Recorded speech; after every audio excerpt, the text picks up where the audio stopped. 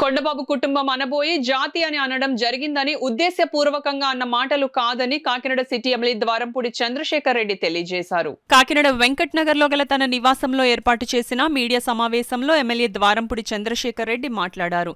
తాను మాట్లాడిన మాటలను వెనక్కి తీసుకుంటున్నానని చెప్పారు. ఈ మీడియా సమావేశంలో ఎమ్మెల్సీ కర్రి పద్మశ్రీ, మత్స్యకార నాయకులు కాటాడి జానకీరాం, అంకాడి సత్యబాబు తదితరులు పాల్గొన్నారు. ₹1 కోటి తీసుకుని గుడి కట్టామని చెప్తే 10 కోట్లు వసూలు చేసే కుటుంబం నీది అని అనబోయి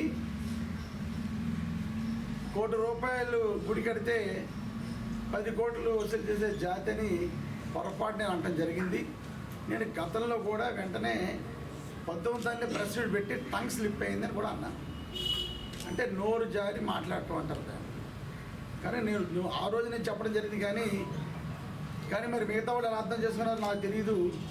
దీన్ని ఒక రాజకీయ కోణంలో ఆలోచించి దీన్ని రాజకీయం చేసే ఉద్దేశం మీద కొందరు ఎలక్షన్ వస్తాయనే ఉద్దేశం మీద దీన్ని రాజకీయం చేయడానికి ప్రయత్నం చేస్తూ అక్కడక్కడ మాట్లాడటం జరుగుతుంది.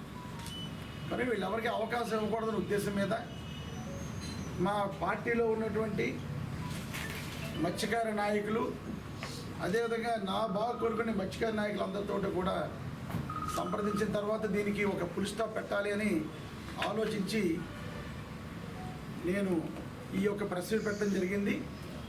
ఏదైతే 17వ తారీఖున నేను అన్న మాటలు ఉన్నాయో, ఎవరైతే నేను జాతిని ఉద్దేశించి అన్నానని అనుకున్నారో కానీ వాళ్ళందరికీ నేను తెలియపరిచేది ఒకటే, నేను ఆ మాటలు కావాలని ఉద్దేశపూర్వకంగా అన్న మాటలు కాదు, పొరపాటున నోరు జారి వచ్చిన మాటే తప్ప ఆ జాతిని నీ ఉద్దేశం అసలు ఇంటి కోసం నా మనస్ఫూర్తిగా నాకు లేదని ఈ సందర్భంగా నేను తెలియజేసుకున్నాను. ఒకవేళ నేను అన్న మాటలకి ఎవరైనా బాధపడి ఉంటే అన్నిదా భావించొద్దని మనస్ఫూర్తి కోరుకుంటూ, నా కాకినాడ పట్టణంలో కులపరంగా కానీ జాతిపరంగా కానీ చాలా తక్కువ మంది ఉన్నవాళ్ళు ఉన్నాయి. నేను 2 సార్లు పోటీ చేసి చాలా అత్యధిక మెజార్టీతో నన్ను గెలిపించిన భాగంలో అన్ని జాతుల వారు, అన్ని మతాల వారు, అన్ని కులాల వారు ఉన్నారు.